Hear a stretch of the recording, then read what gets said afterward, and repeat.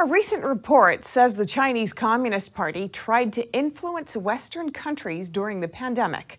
It says the regime encouraged nationwide lockdowns in its international diplomacy. NTD correspondent David Vives has the details.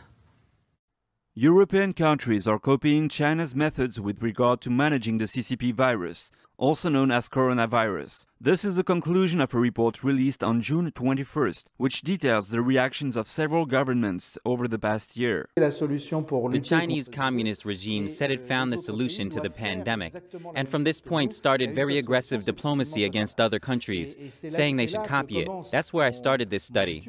When the CCP virus emerged in 2020, European countries had various solutions in mind. For example, UK Prime Minister Boris Johnson said to let the virus circulate as a way to achieve herd immunity. In France, a government report showed Taiwan's strategies to control the CCP virus delivered excellent results, including low death tolls. However, both countries choose to go for a nationwide lockdown. According to Husson, this has to do with pressure from the Chinese Communist Party. Nationwide lockdowns extended the duration of the crisis and complicated herd immunity, and this happened under the influence of Chinese diplomacy. The report says the UK, France, Sweden and Italy all went through a similar pressure campaign.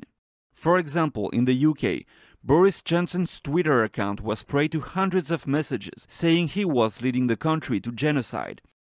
Many of those messages came from accounts that did not exist before the Prime Minister said he would let the virus circulate. At the same time, the Imperial College, which has strong ties to China, was the first university to ask for total lockdown.